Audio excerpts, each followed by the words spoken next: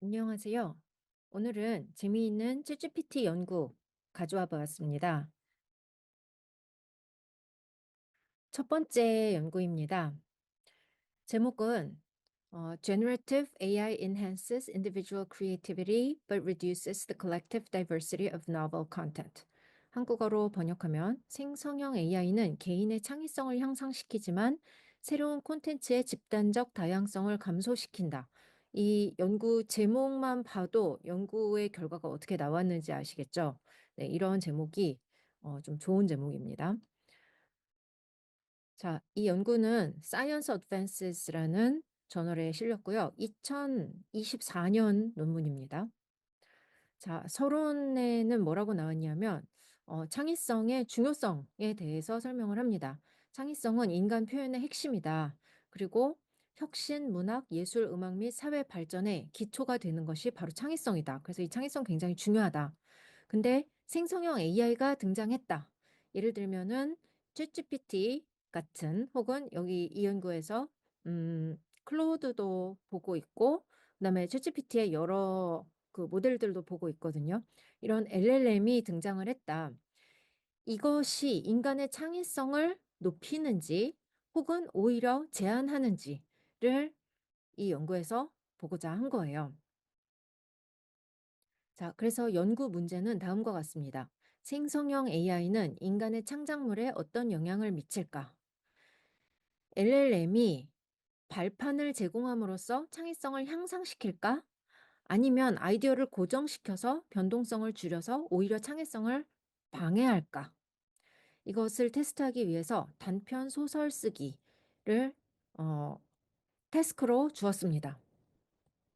자, 실험 설계는 다음과 같습니다. 두 단계로 실험을 했는데 1단계에서는 작가한테 8문장으로 된 단편 소설을 쓰게 했습니다. 8문장이니까 좀 꽤 짧은 소설이죠. 작가의 수는 293명이었습니다. 그 다음에 2단계에서 평가자, 그보다 훨씬 많은 600명의 평가자에게 스토리의 창의성을 평가하게 했습니다. 자, 근데 이 작가들한테 단편 소설을 쓸 때 조건이 세 가지였습니다. 인간 전용, 이건 뭐냐면 그러니까 챗GPT 도움 없이 그냥 인간만 혼자 쓰게 한 것. 그 다음에 인간 플러스 챗GPT 한 번 사용. 그 다음에 인간 플러스 챗GPT 5번 사용. 이 논문을 읽어보시면은 챗GPT한테 질문을 한 번 할 수 있게 해보고, 그 다음에 챗GPT한테 질문 5번 할 수 있게 한 거예요. 네. 그러니까 아이디어를 위해서 아이디어를 달라고. 그래서 측정은 어떻게 했냐면은 새로움, 이게 뭐냐면은 novelty예요. 그다음에 유용성, 그 usability라고 명명을 했더라고요. 그다음에 정서적 특성, 그 스토리가 얼마나 사람의 심금을 울리는지, 얼마나 공감을 자아낼 수 있는지를 측정을 했습니다. 그래서 이렇게 그림 이거 논문에서 제가 따온 건데 이 참여자들을 세 가지 조건 중에 하나로 무작위 배정을 했습니다. 그리고 스토리를 쓰게 했어요. 그리고 그 스토리를 이 평가자들이 평가를 했습니다. 자, 실험 절차 다음과 같습니다.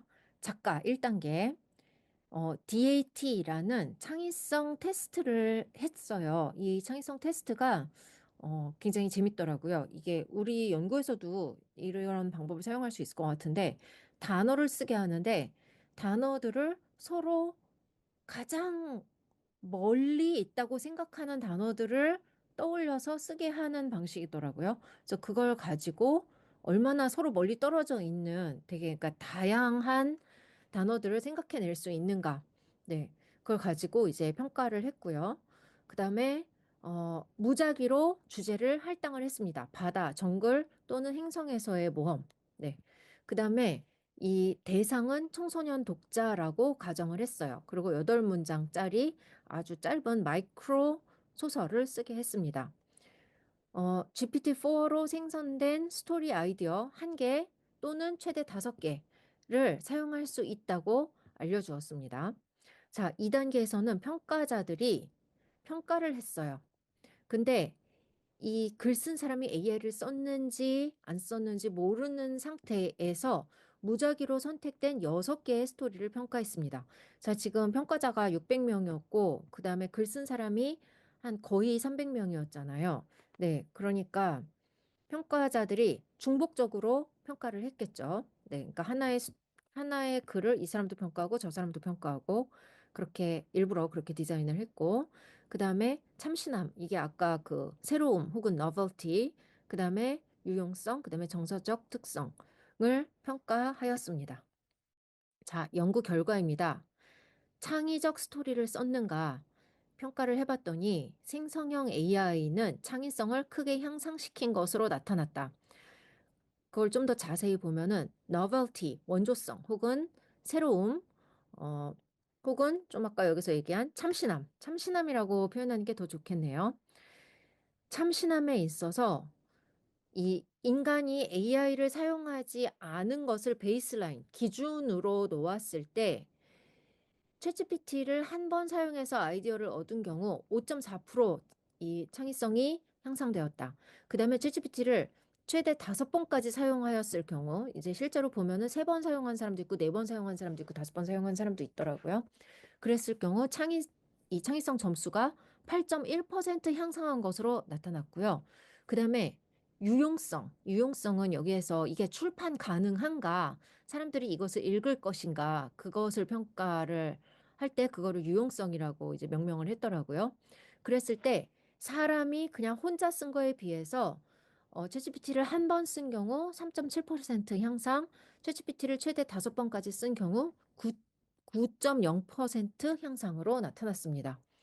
네, 그래서 여기 이제 그래프를 보시면은 어, 지금 파란색이 Human with one generative AI 아이디어. 그러니까 파란색은 챗GPT 한 번 쓴 거고요. 빨간색은 챗GPT 5번 쓴 거거든요. 그러면은 이 참신성에 있어서 어, 이게 두 개를 비교해 보면은 참신성은 좀 비슷하게 0.3, 네, 근데 이거 빨간색이 좀 더 높네요. 그다음에 오리지널, 이거는 뭐랄까요, 오리지널리티 하면은 원조성, 네, 독특하고 다른 데서 찾아볼 수 없었던 그런 아이디어라고 했을 때 한 번 쓴 것보다 5번 쓴 게 훨씬 높게 나타났어요. 그다음에 rare, 네, 레어리티를 봤을 때 요것도 챗GPT 5번 썼을 때 좀 더 높게 나타나네요. 그다음에 usefulness, 유용성, 요거는 appropriate, 적절한가, feasible, 어, 읽을 수 있는가, 읽기 쉬운가, 그다음에 publishable, 출판 가능한가 봤을 때 appropriate, 이게 세 가지 다 이 usefulness가 훨씬 높게 나타났어요. 이 빨간색에서. 그런데 보시면 feasible, publishable이 이 파란색보다 훨씬 높게 나타났죠, 빨간색이. 네. 그 다음에, 어, 이 글은 잘 쓰여졌다. 그 다음에 나는 이것을, 어, 즐기면서 읽었다. 이거 지금 정서적 특성이거든요. 그랬을 때 봤을 때 전체적으로 이 빨간색이 더 높게 나타납니다. 요 맨 밑에 This story is boring. 요거는 이 이야기는 지루하다 했을 때 챗GPT를 여러 번 사용했을 때 덜 지루한 것으로 나타났고요. 그 다음에 이거 재밌죠? funny, 웃기다 했을 때 챗GPT를 사용할수록 웃긴 게 유머가 좀 더 줄어드는 것으로 나타났습니다. 네. 자, 그게 여기 설명이 되는데요. Emotional characteristics. 그래서 정서적 특성. AI를 활용한 스토리는 정서적 호소력에 있어서 더 높은 평가를 받았다. 즉, AI를 사용했을 때 더 즐겁고, 더 잘 쓰여졌고, 더 많은 줄거리 반전이 있었다. 네. 인간만 등장하는 이야기는 더 지루하다고 평가되었다. 여기서 인간만 등장하느니, 네, 제가 번역을 잘못했는데, 인간이 혼자서 쓴 이야기는 더 지루하다고 평가되었다. 그 다음에 AI 도움을 받지 않은 스토리보다 재미있지는 않은 것으로 평가되었다. 네. 그 다음에 연구 결과. 그러면은 누가 AI의 혜택을 가장 많이 보았는가 했을 때 이게 흥미로워요. 창의성이 낮은 작가, 즉 DAT 점수, 아까 이 창의성 점수가 낮은 사람한테 다음과 같은 이득이 있었던 것으로 나타났어요. novelty, 신선함. 이 최대 10.7% 증가했고요. usefulness, 유용성이 최대 11.5% 증가했고요. enjoyment, 재미, 최대 22.6% 향상했다. 그리고 퀄리티 얼마나 잘 썼는가 최대 26.6% 향상했다. 그러니까 창의성이 낮은 작가들은 AI의 혜택을 되게 많이 봤다는 거고요. 요 마지막이 좀 흥미로운데 창의성이 높은 사람은 별 차이가 없었던 것으로 나타납니다. 그게 이 그래프에 나타나는데요. 네, 지금 여기 Writer DAT Score 해갖고 이 첫 번째 네모에서 89점이 이게 이제 창의성 점수가 높은 사람이거든요. 창의성 점수가 높은 사람의 관점에서 봤을 때 회색은 사람만 쓴 거, 그 다음에 파란색은 챗GPT 한 번 쓴 거, 그 다음에 빨간색은 챗GPT 5번 쓴 건데 사람이 혼자 썼든 챗GPT를 한 번 썼든 5번 썼든 크게 차이가 없어요. 근데 DAT 스코어가 낮은 사람 65점대를 보세요. 그럼 혼자 쓴 거, 사람이 혼자 쓴 거는 점수가 낮죠. 챗GPT를 많이 쓰니까 점수가 확 올라갑니다. 이거 usefulness 두 번째 그래프를 보셔도 비슷하게 나타납니다. 보시면 점수가 낮은 사람은 챗GPT를 사용했을 때 평가 결과가 훨씬 높았던 것을 알 수 있고요. 그 다음에 애초부터 창의성이 높은 사람은 오히려 여기 그래프 보시면은 그냥 챗GPT 도움 없이 썼을 때 살짝 더 높은 것으로 나타나죠. 네. 그 다음에 얼마나 잘 쓰여졌는가도 창의성이 높은 사람은 챗GPT 도움 안 받는 게 더 잘 쓴다. 네. 그 다음에 이 정서적으로 재밌다 이런 정서적으로 만족도 또 그렇게 비슷하게 나타나고 그 다음에 얼마나 지루했는가 이것도 어, 챗GPT를 사용하지 않고 사람이 썼을 때 훨씬 더 지루함이 높게 나타날 수 있다. 점수가 높을수록. 네. 자, Effect on Collective Diversity 이거는 집단적인 다양성을 이제 살펴본 건데요. 연구 결과 생성형 AI 아이디어는 집단적 다양성을 감소시킨다. 즉, 이야기가 서로서로 더 비슷해졌다는 결과가 나왔습니다. 유사성은 이거 코사인 유사성이라고 얘네들이 이제 그 유사성을 테스트하는 방식인데요. 이 챗GPT 사용 조건에서 더 높은 점수를 얻었다.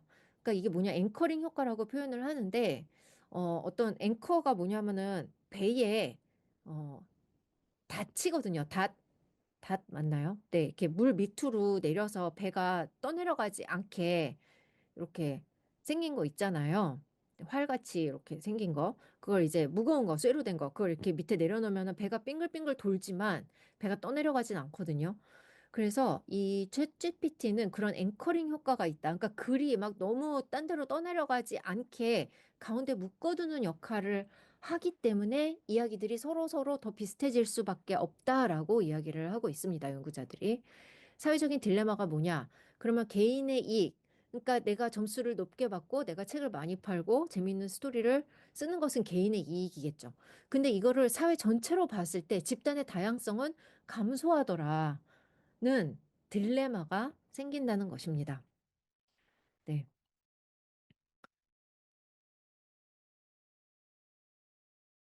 그래서 그래프는 보시면 되겠고요. 연구 결과, 평가자는 AI 활용 스토리에 대해서 소유권 페널티를 부과하였다. 네, 그러니까 이거 AI 사용했으면은 점수를 깎아야 한다라고 주장을 했다는 거예요. 평가자는. 하지만 작가 대다수는 생성형 AI 사용이 윤리적이라고 여겼고, 그다음 여전히 창의적인 활동이라고 여겼다라는 거예요. 그러니까 평가자와 작가의 생각이 다르다는 거죠. 네. 그래서 투명성과 보상이 필요하다라고 이야기를 하고 있습니다. 재밌지 않나요?